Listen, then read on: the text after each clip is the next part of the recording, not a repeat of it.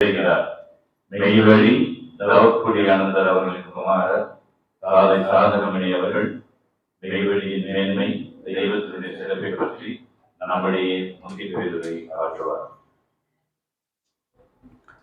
பரமனே உருவெடுத்து பாரிடை குருவாய் வந்த உறவலர்க்கரசே காமில்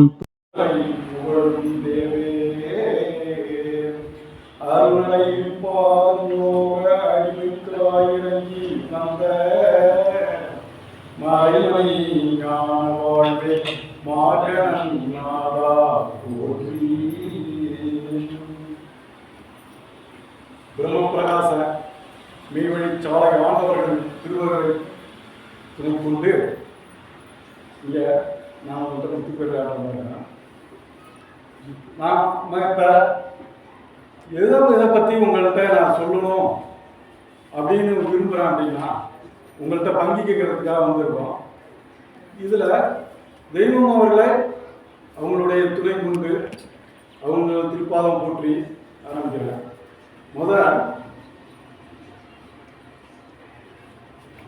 உலகம் உண்டானது, இந்த உலகத்தை படைச்சிய இந்த உலகத்தை படைச்ச இறைவனானவன் மனமையும் படைக்கிறாங்க, எல்லா உயிரையும் படைக்கிறாங்க. அதை பற்றி சொல்லுது.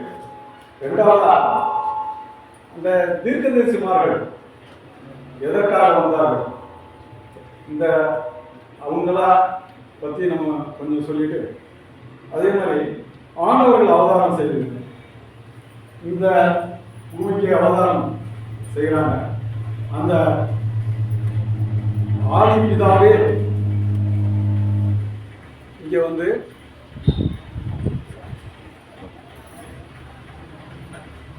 இந்த ஆதிபிதா இறைவனான இங்க மனுக்கோலம் கொண்டு அவதாரம் செய்யறாங்க.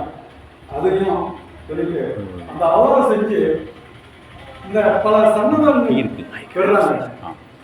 அந்த சன்னதங்கள் பற்றியும் கொஞ்சம் எடுத்து சொல்லிட்டு, அப்புறம் மெய்வழிக்குள்ள மக்கள், இந்த மெய்வழிக்குள்ள மக்களை இந்த சபையை அவங்க உண்டு பண்ணது ஏற்படுத்துறாங்க.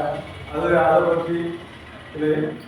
அதே மாதிரி அவங்க இனிமேல் அந்த விராட்ட கன்னி தவத்தில் இருந்து நம்மளை எப்படி வழி நடத்துகிறாங்க, இனிமேல் மேற்கொண்டும் அதை எப்படி நம்ம வந்து தீர்ப்பு, அந்த பிரளயம் வரும், அந்த பிரளயத்தை ஏற்படுத்தி நம்ம மக்கள் அந்த இதிலிருந்து நம்ம எப்படி தப்பிக்கணும் அப்படிங்கிறத சொல்லி உங்களுக்கு கவனிக்க வந்திருக்கிறேன்.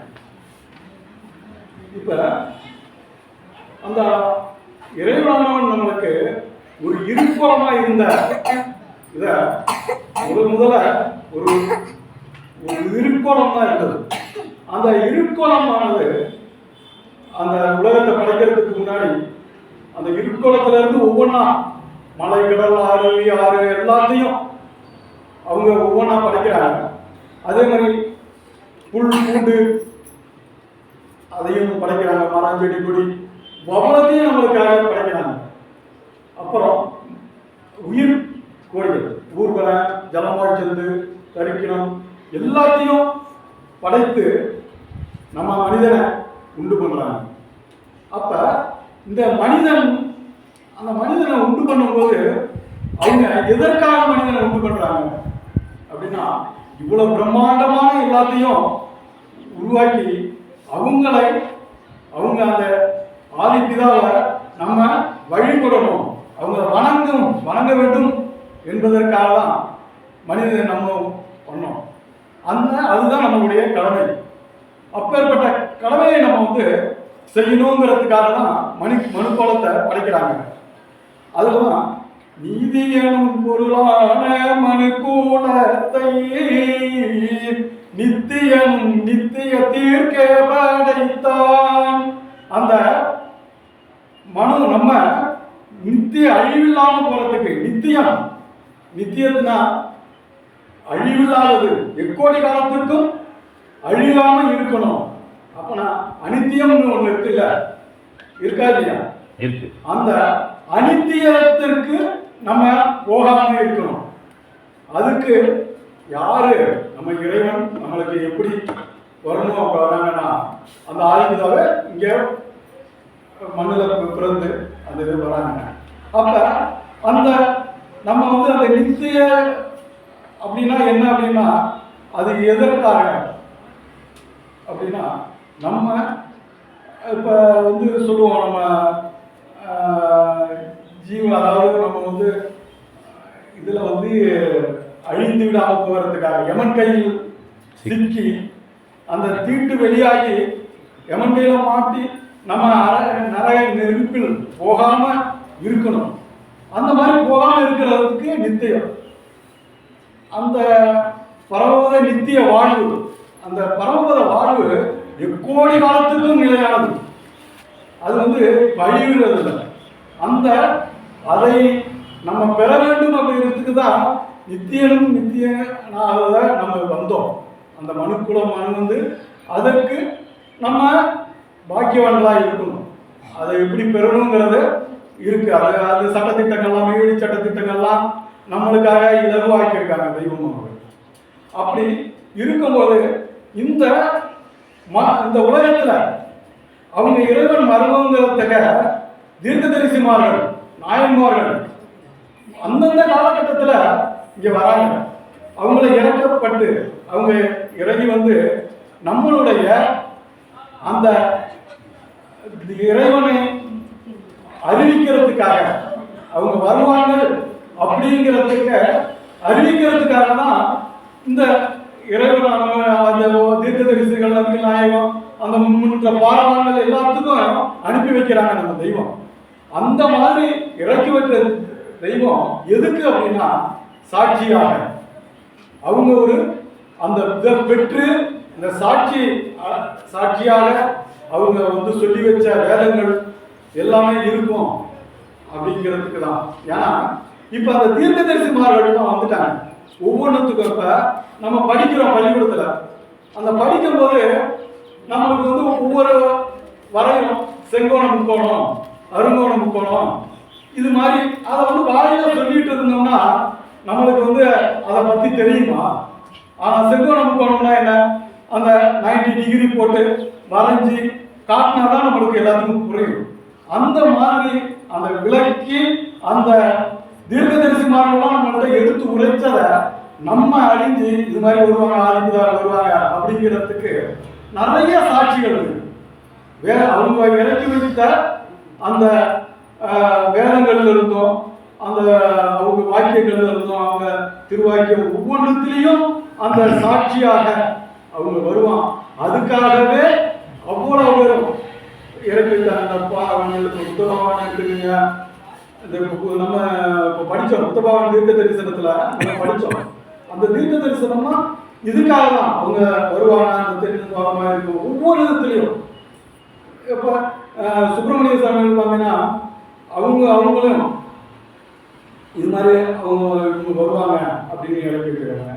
அதே மாதிரி வடலூர் வல்லபுரான் அவர்கள் நம்ம பெரியப்பா அப்படின்னு நம்ம சொல்லுவோம். அந்த பெரியப்பா அவங்க வந்து நம்மளுக்கு சொன்னதுல என்ன அப்படின்னா அவங்க உண்மை பத்திரிகையில தாக்கல் செஞ்சிருக்காங்க. ராமலிங்கடிகள் சுவாமிகள் நம்மளுக்கு முன்னாடி பெரியப்பா யார் சொல்றாங்கன்னா நம்ம தனிமணி பாட்டையாவுக்கு நம்ம சொல்றதுக்கு முன்னாடி சிஷ்யராக இருந்து அவங்க ஞானத்தை பெற்றாங்க. அவங்க பெற்று கடையை விருத்தம் கொள்வார் இல்லை அப்படின்னு அவங்களால ஒரு ஆட்களோட சேர்க்க முடியல. ஆனா நம்ம தெய்வம் இவ்வளவு பெரிய பிரம்மாண்டமா எல்லாத்தையும் நம்ம மெய்வழிச்சாலையை பார்த்தீங்கன்னா எப்படியோ இருக்கு. முன்னாடி நம்ம வந்தோம்னா ஏன்னா அவங்க இன்னும் விராட்கணி தளத்துல இருந்து எல்லாத்தையும் இன்னும் வளர்த்துக்கிட்டே இருக்காங்க. அவங்க முன்னாடி வந்த பாரம்பரியம்லாம் ஒவ்வொருத்தரும் அவங்க சேர்த்து வச்சுட்டு போயிட்டாங்க. இயேசுபிரானை எடுத்துக்கிட்டீங்கன்னா அவங்களுக்கு ஒரு 7 சிஷியர்கள் தான் இருந்தாங்க. நபிகள் நாயகம் அவங்களுக்கும் ஒரு சிற்சில குழந்தைகள் தான் இருந்தாங்க. ஆனா அவங்க எல்லாரும் இவங்க வரவை எதிர்பார்த்து காத்து கொண்டு இருந்ததுனால அவங்க தீர்க்க தரிசிகளெல்லாம் எதிர்பார்த்துதான் இருக்கிறாங்க. அப்படிதான் நம்மளுக்கு இப்போ வடலூர் வல்லபுரான் அவர்கள் என்ன சொல்றாங்க, அந்த 6ஆம் திருமுறையில உண்மை பத்திரிகை அப்படிங்கிறத ஒரு இதை நம்மளுக்கு இறக்குறாங்க. எப்ப அப்படின்னா 1872. அவங்க உண்மை பத்திரிகையில தீர்க்கமா சொல்றாங்க. 1872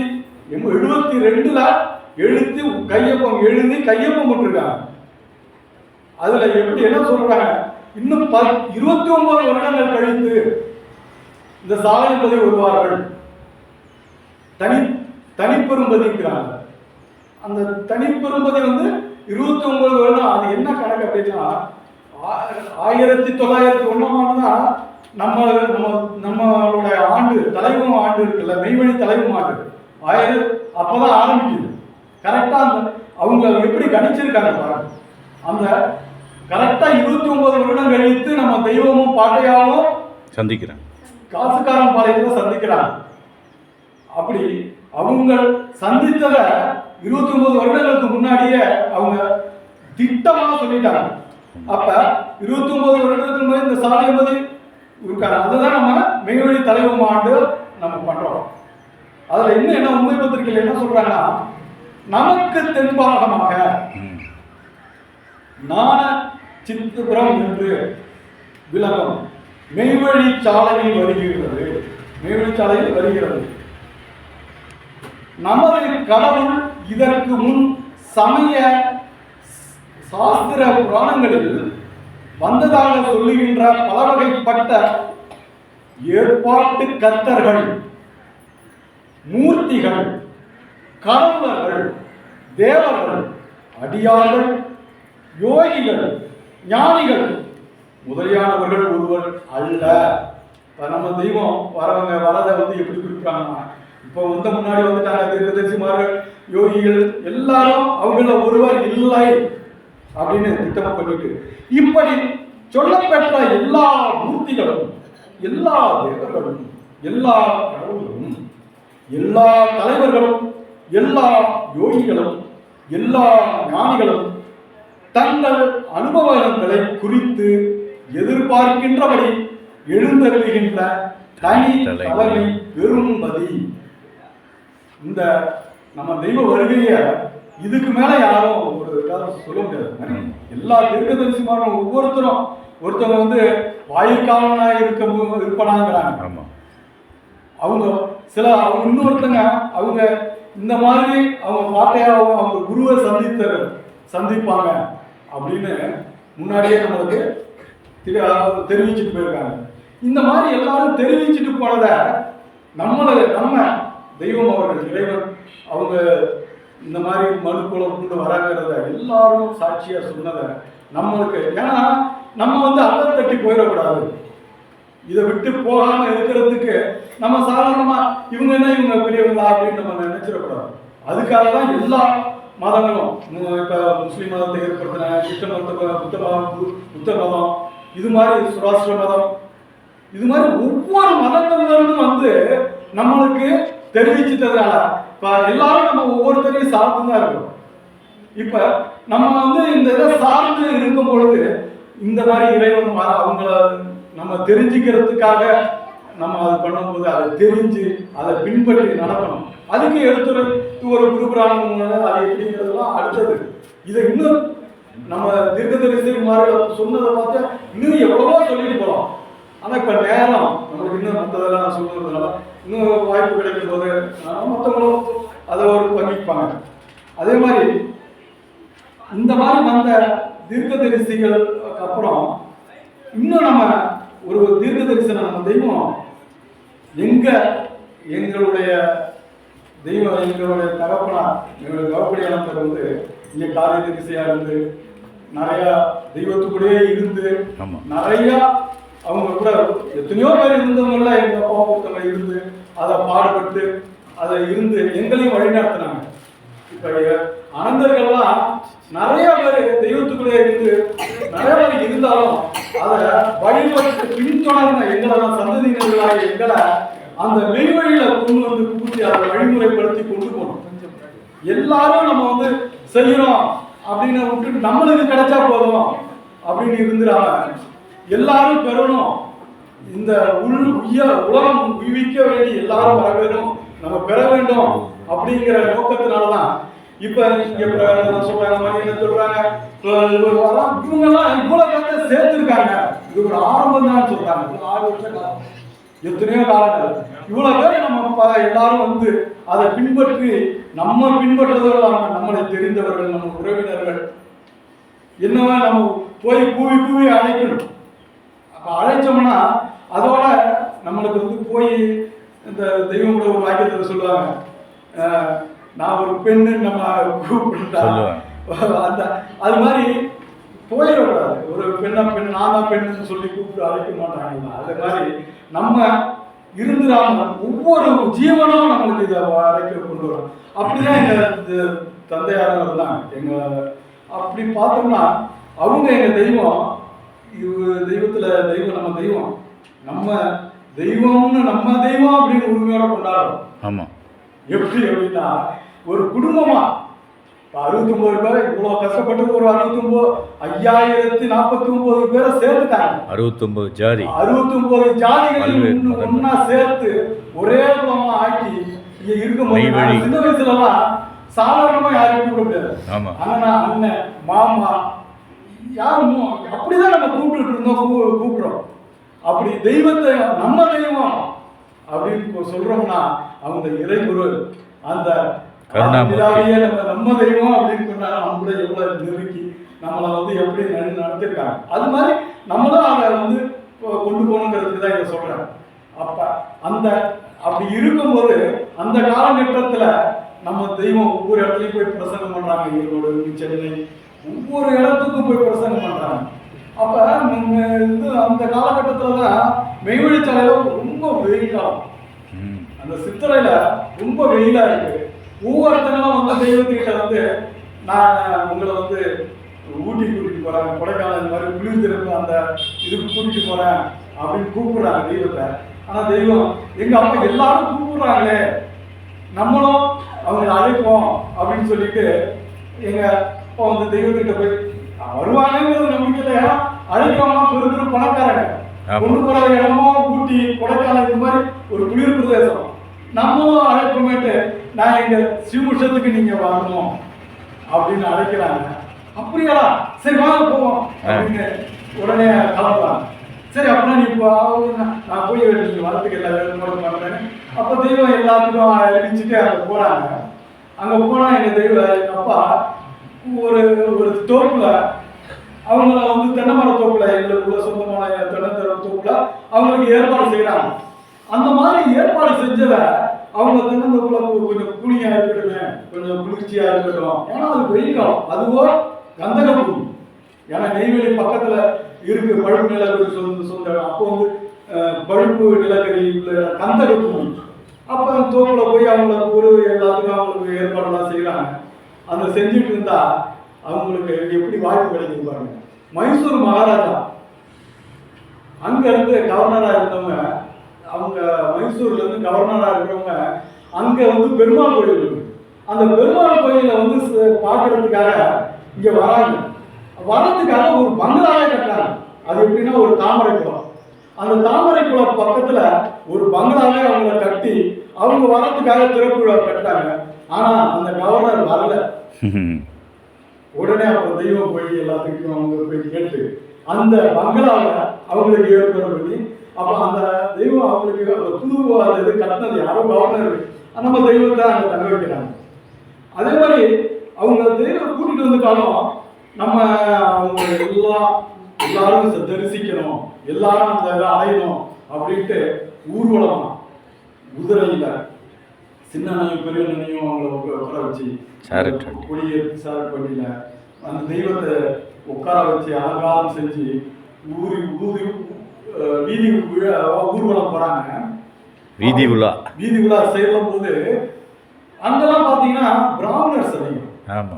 அந்த இது கோயில்ல பிராமணர்ஸ் வந்து அந்த பெரிய சப்த ரிஷி தெரு, சன்னதி தெரு, ரெண்டு தெரு தான் இருக்கும். அந்த தெரு போனா ஆனா அவன் பிராமணர். நம்ம ஊர்வலம் கூட்டிட்டு அந்த ரதத்துல போயிட்டு இருக்காங்க. நட்சத்திர எல்லாத்துலாம் இருக்கும்போது உடனே அங்க இருந்து வந்து எல்லாம் வராங்கன்னு அறிவிச்ச உடனே அந்த ஊர்ல வந்து எப்படின்னா எல்லா சாமி அந்த இதெல்லாம் வந்து ஊர்வலம் எப்பயுமே கொண்டு போவாங்க. அந்த மாதிரி கொண்டுட்டு போகும்போது என்ன பண்ணுவாங்கன்னா தண்ணி தெளிச்சு கோலம் போட்டு அப்படிதான் பண்ணுவாங்க. அதே மாதிரி எல்லாரும் பண்றாங்க. சிறப்பு. அந்த பிராமணர்ஸ் எல்லாம் அவங்க சேர்ந்தாங்க சேரலங்கிறதுலாம் இல்லை, ஆனா நம்ம தெய்வத்துக்காக அதை செய்யறாங்க. அப்படி செஞ்சு அப்ப சாமி ஊர்வலம், அதாவது என்ன சொல்றது, அந்த கல் சிலை தானே வீதி உலா வருது. அந்த கல் சிலைக்கு பண்றத நம்ம நம்ம தெய்வத்துக்கு அந்த இதை பண்ணாங்க. தீபார்த்தனை, கற்பூர தீபார்த்தனை. அது எதுக்கு நான் இதை சொல்ல வரேன்னா, இது எங்க இருக்காங்க அந்த இதுவும் ஒரு தீர்க்க தரிசனத்துல இருக்கு. அந்த தீர்க்க தரிசனம் அங்க நிறைவேறி இருக்கு அப்படிங்கிறதுக்காக இதை சொல்லுவாங்க. அப்ப ஊர்வலம் போகும்போது காட்டுறாங்க எல்லாரும், ஒண்ணு தெய்வத்தை பார்க்கணும் நடக்கட்டும் அப்படிங்கிறாங்க எல்லாரும். அது பிராமணர்ஸ் அவங்க கொண்டு வந்து தீபாவளி காட்டுறாங்கன்னா உயிருள்ள பொருளுக்கு யாரும் காட்டல இது வரைக்கும். அந்த விருட்ச இதுக்குதான் சிலைக்கு தான் எல்லாருமே காட்டிட்டு இருந்தாங்க. அப்ப முன் பிறந்த தோன்றவர்கள் தீர்க்கதரிசிமார்கள் அந்த சொல்லி வச்ச அந்த செயல் நடக்குது. அப்பேற்பட்ட இந்த தீர்க்கதரிசிமார்களை பத்தி நம்ம சாதாரணமா அதே மாதிரி நம்ம தெய்வம் சொல்றாங்க, அவங்க வந்து நம்ம அதங்க படிக்க சொல்றாங்க. ஒவ்வொரு பெரிய பாரவணக்கங்கள் எல்லாம் அந்த தீர்க்கதரிசிமார்கள் சொன்னதை வந்து நம்மளை சொல்லி வலியுறுத்தி இருக்காங்க. அதோட முக்கியம், ஏன்னா அவங்க ஒரு பெரிய பாரவான்கள், அவங்க பெற்ற அந்த செயலெல்லாம் அவங்க கஷ்டம். எவ்வளவு பெரிய இது முன்னாடி தவம், எவ்வளோ வருஷ காலங்கள்லாம் தவம் இருந்து நமக்கு பெற்றாங்க. ஆனா நம்ம இந்த கடைக்கணிகளை வந்து நம்மளா ஒண்ணுமே செய்யாம தவம்னா போய் செய்ய முடியுமா? பாரசுக்குள்ள போனோம்னா நம்ம அரெஸ்ட் பண்ணி வச்சிருவாங்க. அந்த தவ செயல் நம்மளால பெற முடியுமா? அந்த பெற முடியாது. அந்த மாதிரியான செயல்களை நம்மளுக்கு கைவர வருகிறது அப்படின்னா நம்மளா அதை வந்து நினைத்து பார்க்கணும். அப்ப அதே போல வாங்கன்னு கூவி அழைக்கிறதுனால நம்மளா அவங்கள போய் பெற்று இது மாதிரி இன்னும் பெரிய சபை, இந்த பாவுச்சத்திர கிளை சபை இன்னும் நிறைய பெரியமா வளரணும். தெய்வ சித்தம். அப்ப அந்த மாதிரி வர இந்த தெய்வம் நம்மளுக்கு வந்த அவதாரம் செய்கிற போதும் அந்த அவதாரத்திலையும் நம்ம தீர்க்க தரிசனம்லாம் இருக்கு. அவங்க அவதாரம் செஞ்சு அந்த பெற்று நம்ம பாட்டையாக குருபுராணம் அவங்க ஏத்துக்கிறாங்க.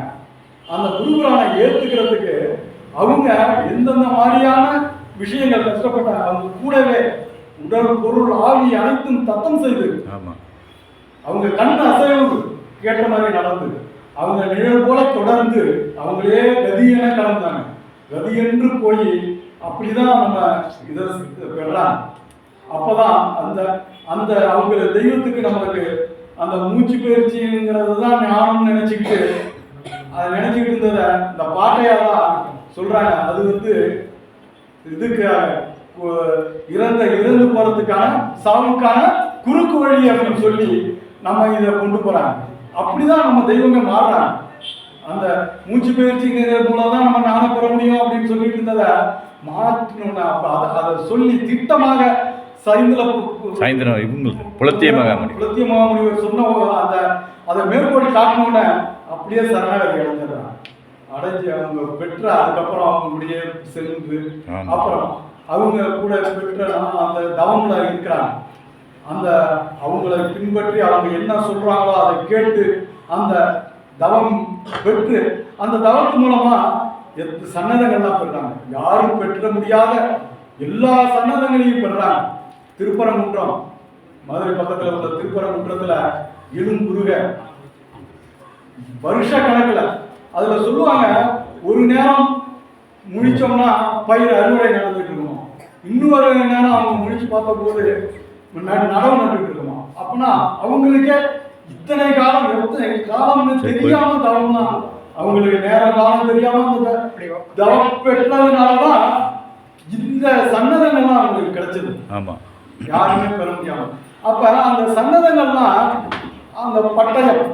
அந்த பட்டயத்தோட பெருமையை சொல்றாங்க. இதுல மாநிலத்துல உலகத்தின் தூளக்கண்களுக்கு அறியாது. அந்த பட்டயம் எப்பேற்பட்டதுன்னா தூளக்கண்களுக்கு அறியாது, இருபுறம் கருங்கோல் ஓங்கிய மாயையை ஆய்ந்து மேய்ந்துறங்கும் கூறாகிய அந்த பட்டயத்தை பற்றி சொல்றாங்க. அதுக்கப்புறம் சங்கு, திருவலம்புரி சங்க சொல்றாங்க. பூமி அதிரும் ஓசையுடைய, பூமி அதிருமா அந்த சன்னதம், பூமி அதிரும் ஓசையுடைய கடலறியாத திருவலம்புரி சங்கு அப்படிங்கிறாங்க. அடுத்தது சக்கரத்தை சொல்றாங்க. யாவற்றினாலும் கரம் தீண்டி செய்தறியாத கவனகன வேகம் கொண்ட தூண்டுடைய உயிர் சக்கரம், அந்த உயிர் சக்கரம் அந்த மாதிரி அந்த சங்க பத்தி சொல்றாங்க. அடுத்தது சூளம், வேல், பராங்குசம். இந்த இவ்வளவு சொன்னது அது குருதேவர் அன்றி, குருதேவர் பெற்றுதான் இதை பெற முடியும்.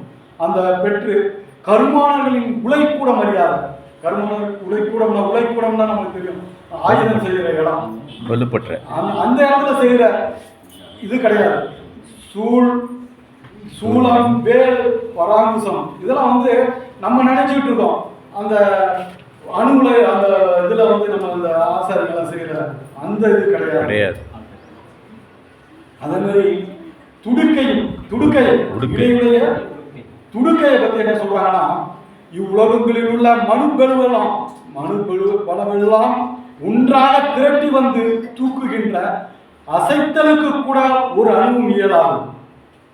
அந்த துடுக்கை எப்பேற்பட்டது அப்படின்னா, உலகத்துல எவ்வளவு பேர் இருக்கோம், நம்ம கோடான கோடி பேர் இருக்கோம், எல்லாரும் ஒன்று திரண்டு அந்த சக்தியை ஒன்று திரண்டு அந்த இதை அசைக்கப்பட ஒரு அணு கூட அசைக்க முடியாததும், பேதை என்னும் எமனுடைய அதிகார பலத்தை முறித்து எரிந்து மகிழ்ச்சியை பூப்பான சகாக்கலை என்னும் உயிர்கலை ஜெயம் கொண்டு விளங்கும் நூல் போல் நுணுகிய இடையினையுடைய. இப்ப அந்த யமனையே அந்த பலரை முறித்து எரிக்கக்கூடியது அந்த முயற்சி. அதை அந்த இதை துடுக்கையை இவ்வளவு உன்னதமா சொல்றாங்க. அப்புறம் அது இல்லாம கில்நாமம், அந்த கில்நாமம் இந்திர ராசி வான் கொலை போன்ற இதுவரை எவரும் பெற்று அறியாத, யாருமே இதுவரை பெறாத அந்த அரிய தவ கில்நாமம் அதை பெற்றிருக்காங்க. அப்புறம் யாரும் கண்டறியாத, எவரும் இவ்வளவு பெரிய பெருமான்கள் தெய்வங்கள்லாம் சொல்றோம், சொல்லுவோம், ஈஸ்வரர் சொல்லுவோம், பரமேஸ்வரர், முருகர் சொல்லுவான். இவங்கெல்லாம் ஒவ்வொரு சன்னதம் 2 சன்னதம் தான் பெற்றாங்க.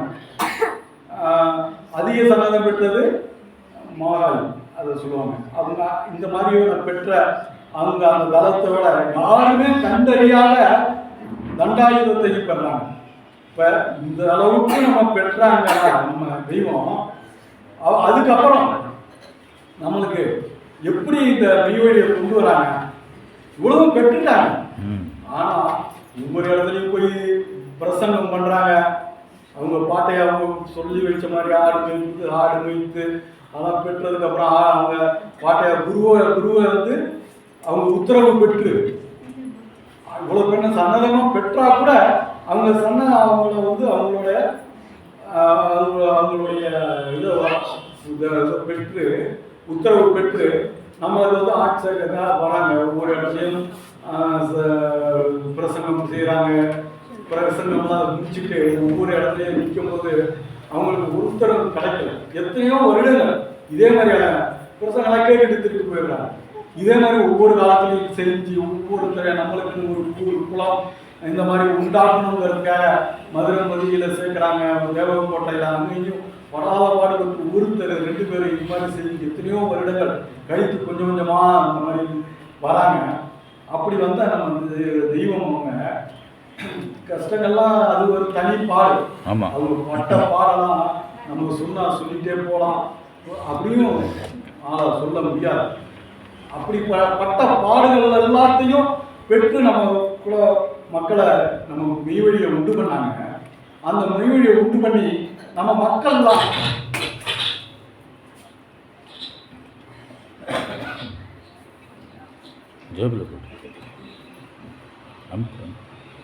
இந்த மக்கள்லாம் நம்ம அனந்தாதி தேவர்கள்லாம் அவங்கள இதை பெற்று ஒரே குலமா இருக்கிறப்ப அவங்க நம்மகிட்ட எப்படி அவங்க இருந்தாங்க, அந்த தெய்வம்னா அவங்க அந்த ஆனவங்க எப்படி நம்மளுக்காக இருந்தாங்க அப்படிங்கிறத ஒரு நான்கு சொல்றாங்க. இங்குறும் பண்டிதருக்கெல்லாம் அதிபண்டிதராங்க, அதனை கற்றோருக்கெல்லாம் அதிகற்றோராகும், கல்லாதவர்களுக்கெல்லாம் கல்லாதவர் போன்று, வீணருக்கு என்றும் காணாதவர்களால். வீணா அந்த அலையிறவங்க வெத்து பேச்சு பேசிட்டு வீணா திரிகிறவங்களுக்கெல்லாம் கிடைக்க மாட்டாங்க, காணாதவர்களால். விளங்கும் அன்பர்களுக்கெல்லாம் உருவகும் தெய்வமாக. யாரு தெய்வமா? நம்ம அன்பா இருந்தோம்னா அவங்க தெய்வமா இருப்பாங்க. வம்பருக்கு வாழாது, வம்பு செய்யறவங்களுக்கு எதிர்த்து, தொண்டருக்கு தொண்டராகும், ஏழைக்கு ஏழை போன்றும் ஜெயித்து மதிப்படையலாம் என்று வருபவர்களுக்கு என்றும் ஜெயித்தற்கரிய, என்றும் ஜெயித்தற்கரிய நெஞ்சாணியொத்த ஒரு எதிரியை போன்றும் அவரவர் உருவத்தினை அதிக தெளிவுபடுத்தி பிரதிபிம்பமாக காட்டும் தெய்வ கண்ணாடியால் நின்று, அவங்க தெய்வ கண்ணாடியால் அது மாதிரி வரவங்களுக்கெல்லாம் தெய்வ கண்ணாடியால் நின்று இது மாதிரி அந்த இதை வளர்த்தாங்க இந்த மெய்வழி சபை. அப்போனா இப்போ இந்த மாதிரி அன்பா வரவங்களை அரவணைச்சு அவங்களோட ஒருத்தரா இருந்து அவங்க பட்ட கஷ்டங்கள், இப்போ எனக்கு ஒரு கஷ்டம்னா அவங்களும் அதில் பங்கு பெற்று அந்த மாதிரி நம்ம அந்த மெய்வழி சபையை வளர்த்தாங்க. ஒவ்வொருத்தருக்கும் அதுக்கு அவங்களுக்கு தக்கவா இருக்கும். இப்போ நம்ம போய் நின்னோம்னா நம்மளோட எண்ணம் செயல் எல்லாம் வேற வேற மாதிரி இருக்கும். அதே மாதிரி ஒவ்வொருத்தரும் சிலர்லாம் அந்த பொய்யில புழங்கி இதெல்லாம் தண்ணி எல்லா கெட்ட வழக்கங்களும் இருந்தா கூட அவங்கள அதுல இருந்து மாற்றி மனிதனா பிறந்துட்டோம். அந்த மனித பிறந்த அந்த கடைகளில நம்ம எல்லாரையும் அந்த தீய சக்தி தான் இழுக்கும். நம்ம தப்பு பண்றோம் அப்படின்னு நினைச்சிட்டு நம்ம அடுத்தவங்களை பார்த்துட்டு இருக்கிறத விட நம்ம என்ன தப்பு செய்யறோம்னு பார்த்தா தெரியாது. ஆனா நம்மளும் தப்பு செஞ்சுட்டு இருக்கோம். பஞ்சமா பாதகங்கள் எல்லாம் நம்ம உழன்று கொண்டுதான் இருக்கு இந்த உலகத்துல.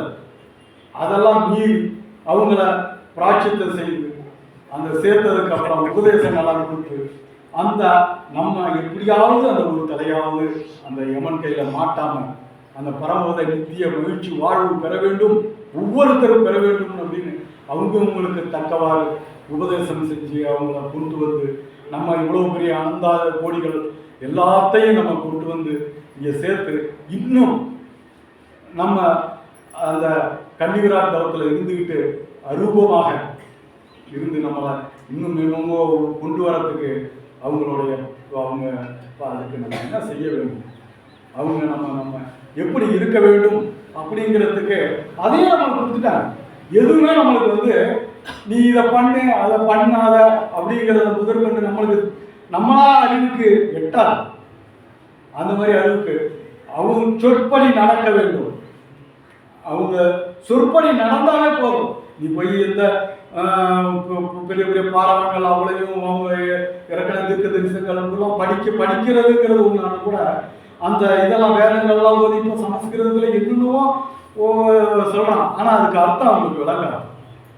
அந்த அர்த்தத்தை நம்மளுக்கு விளங்குறது மாதிரி சொல்ல வச்சு நம்மளுக்கு அந்த சொற்படி நடக்கணும்.